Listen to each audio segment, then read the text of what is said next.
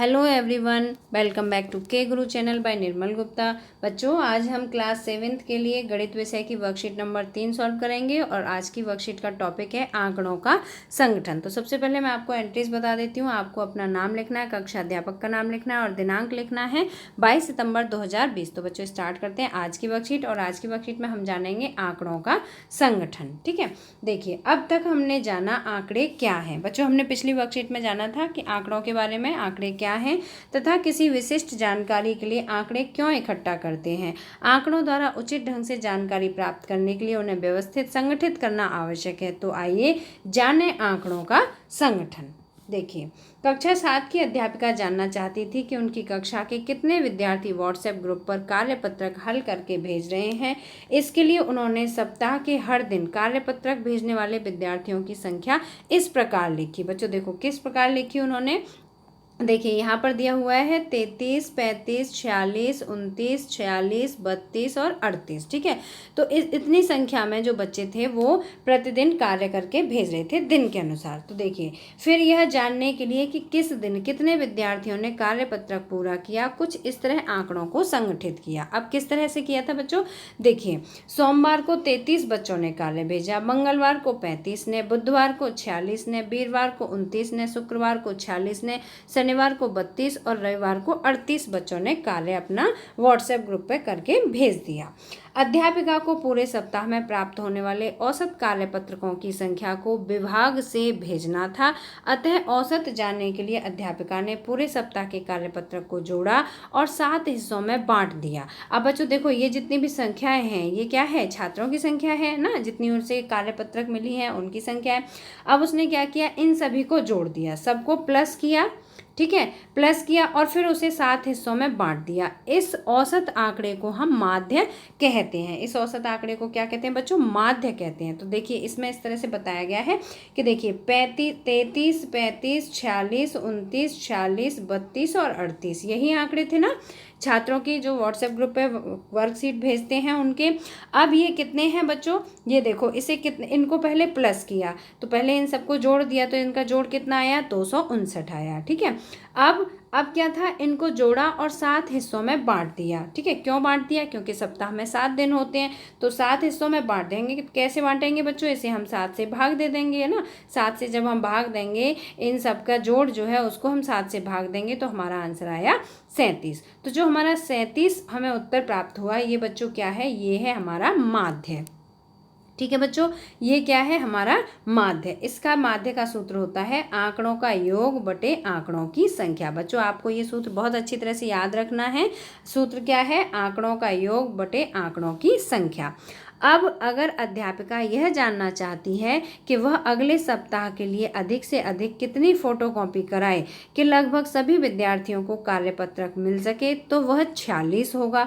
अब बच्चों ये देखिए यहाँ पे क्या है, 46 होगा। क्यों, क्योंकि सबसे अधिक बार आने वाला आंकड़ा 46 है। अब देखिए इसमें सबसे ज़्यादा देखिए 46 एक बार बुधवार को कार्यपत्रक प्राप्त हुई उसको, और फिर शुक्रवार को भी कार्यपत्रक 46 प्राप्त हुई। तो सबसे ज़्यादा प्राप्त होने वाला आंकड़ा क्या है, 46 है ना। तो जो आंकड़ा हमें, जिसकी बारंबारता ज़्यादा होती है, मतलब जिसकी आंकड़ा जो अधिक बार आता है, उसे हम क्या कहते हैं, बहुलक कहते हैं। उसको क्या कहते हैं बच्चों, बहुलक कहते हैं। ठीक है, अब देखिए यह जानना हो कि कौन से 3 दिन 35 से कम और कौन से 3 दिन 35 से अधिक विद्यार्थियों ने कार्यपत्रक लौटाए, तो उसके लिए आंकड़ों को बढ़ते या घटते क्रम में लिखते हैं। बच्चों देखिए, कौन से 3 दिन 35 से कम और कौन से 3 दिन 35 से अधिक विद्यार्थियों ने कार्यपत्रक लौटाए, तो उसके लिए क्या करेंगे, हम आंकड़ों को बढ़ते या घटते क्रम में लिख देंगे। ठीक है, तथा जो आंकड़ा बीच में आता है उसे माध्यक कहते हैं। बच्चों जो आंकड़ा बीच में आता है उसे क्या कहते हैं, माध्यक कहते हैं। आपको याद रखना है ये। यदि आंकड़ों की संख्या हो सम, तो बीच के दोनों आंकड़ों का औसत माध्यक कहलाता है। अगर बीच में मान लीजिए 2 और 2 ये आए हैं संख्या, ठीक है, तो क्या करेंगे, हम 2 और 2 को हम प्लस कर देंगे, है ना, और फिर इसे औसत निकाल लेंगे, फिर इसे डिवाइड कर देंगे तो हमारा आंसर 1 आ जाएगा। ठीक है, तो इसमें देखिए, चलिए अभ्यास करते हैं। अब इसमें अभ्यास के लिए यहाँ प्रश्न दिए गए हैं, बताइए कि निम्नलिखित कथन सत्य हैं अथवा असत्य हैं। तो देखिए, पहला है बहुलक आंकड़ों में से सदैव एक संख्या होता है। बहुलक आंकड़ों में से सदैव एक संख्या होता है, तो बच्चों ये सत्य है। अभी हमने पढ़ा था कि जो बहुलक होता है वो क्या होता है, संख्याओं में से ही एक आंकड़ा होता है। ठीक है, अब नेक्स्ट देखिए, माध्य दिए गए आंकड़ों में से एक संख्या होता है। बच्चों यहाँ पे क्या पूछा जा रहा है, माध्य पूछा जा रहा है। तो क्या माध्य दिए गए आंकड़ों में से एक संख्या होता है, नहीं, तो ये क्या है, ये असत्य है। ठीक है, तीसरा है माध्यक आंकड़ों में से सदैव एक संख्या होता है। तो बच्चों जो माध्यक होता है वो भी उन जो दिए गए आंकड़े होते हैं उनमें से एक संख्या होता है, तो ये भी सत्य है। अब इसके बाद प्रश्न नंबर 2 है, कक्षा के एक मूल्यांकन में प्राप्त किए गए निम्नलिखित अंकों को एक सारणीबद्ध रूप में संगठित कीजिए। अब ये क्या है बच्चों, निम्नलिखित अंकों को, यहाँ पर ये अंक दिए गए हैं, आपको क्या करना है, इन्हें सारणीबद्ध रूप में पहले संगठित करना है। फिर उसके बाद देखिए इन आंकड़ों का परिसर क्या है। तो बच्चों देखिए, यहाँ पर ये संख्याएं दी गई हैं 4 6 7 5 3 5 4 5 2 6 2 5 1 9 6 5 8 4 6 7, ये हमारी संख्याएं हैं। अब हमें क्या बताना है, आंकड़ों का परिसर बताना है। तो बच्चों इसमें सबसे छोटी संख्या कौन सी है, देखिए सबसे छोटी संख्या इसमें 1 है। ठीक है, कौन सी है सबसे छोटी संख्या, 1 है बच्चों। ठीक है, 1 है। और अब हम देखेंगे इसमें सबसे बड़ी संख्या, ये जो हमें आंकड़े दिए हैं इसमें सबसे बड़ी संख्या कौन सी है, 9 है। इससे बड़ी कोई संख्या नहीं है, है ना। तो हमारा जो आंकड़ों का परिसर है वो क्या हुआ बच्चों, 1 से 9। ठीक है, ये हमारा परिसर हुआ, आंकड़ों का परिसर। सबसे छोटी संख्या को देखते हैं और फिर सबसे बड़ी संख्या। तो इसमें सबसे छोटी संख्या 1 है और सबसे बड़ी संख्या 9 है। तो आंकड़ों का परिसर क्या हुआ, 9। इन आंकड़ों का अंक गणितीय माध्य, बहुलक और माध्यक ज्ञात कीजिए। अब देखिए आपको क्या ज्ञात करना है, माध्य ज्ञात करना है, बहुलक निकालना है और माध्यक निकालना है। ठीक है बच्चों, तो देखिए अभी हमने आपकी वर्कशीट में समझा था माध्य, बहुलक और माध्यक। तो यहाँ पे मैंने देखिए आपको समझाने की कोशिश की है। माध्य को किस तरह से हम निकालेंगे कि जो हमारी संख्याएं हैं सभी संख्याओं को हम पहले जोड़ लेंगे। ठीक है, अब देखिए यहाँ पर ये संख्याएं जो यहाँ लिखी हुई हैं 4 6 7 5 3 5 4, ये मैंने यहाँ पर लिखी हैं और इनको मैंने फिर जोड़ लिया है। तो देखिए ये जो संख्याएं हैं ये कितनी हैं, अगर हम इन सभी संख्याओं का जोड़ निकालते हैं तो कितना आता है बच्चों, 100। ठीक है, आप इन सभी संख्याओं को एक बार खुद से जोड़ सकते हैं, कितना आएगा, 100 आएगा। और इसको हम कितने से, जितनी ये संख्याएं हैं ये कितनी हैं, 1 2 3 4 5 6 7 8 9 10 11 12 13 14 15 16 17 18 19 20, तो ये 20 संख्याएं है ना। तो हम इसे कितने से डिवाइड कर लेंगे, 20 से ही, है ना। हमें औसत निकालना है 20 से, तो फिर हम इसे 20 से भाग देंगे तो हमारा माध्य कितना प्राप्त हुआ, हमें 5 प्राप्त हुआ। ठीक है बच्चों, तो ये क्या प्राप्त हुआ, हमें माध्य प्राप्त हुआ। माध्य हमारा कितना हुआ, इन जो संख्याएं दी हैं इनका माध्य प्राप्त हुआ हमें 5। अब इसके बाद हमें देखना है बहुलक। बहुलक, तो बहुलक में क्या देखते हैं बच्चों, जिस संख्या की आवृत्ति बार बार होती हो। ठीक है, तो इसमें हम देखेंगे कि देखिए 5 जो संख्या है इसकी आवृत्ति कई बार हुई है, 1 2 3 4 और 5। ठीक है, ये जो संख्या की आवृत्ति है मतलब 5 की आवृत्ति कितनी बार हुई है, 5 बार। और अगर हम दूसरी किसी संख्या को देखते हैं, वैसे आपको सभी संख्याओं को देखना है, जैसे आपको लिखना है 4। ठीक है, तो 4 की आवृत्ति कितनी बार हुई है, देखिए 1 बार, 2 बार और 3 बार। तो 4 की आवृत्ति कितनी बार हुई, 3 बार हुई।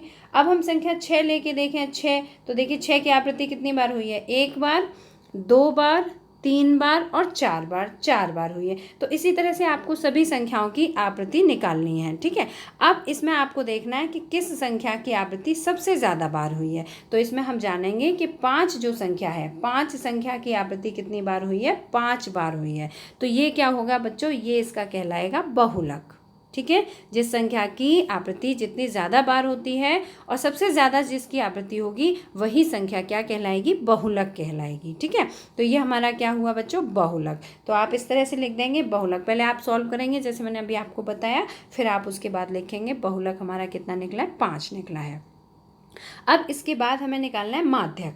ठीक है, तो माध्यक हम किस तरह से निकालते हैं, देखो माध्यक भी इसका 5 ही आएगा। मैं माध्यक भी निकालना आपको बता देती हूँ।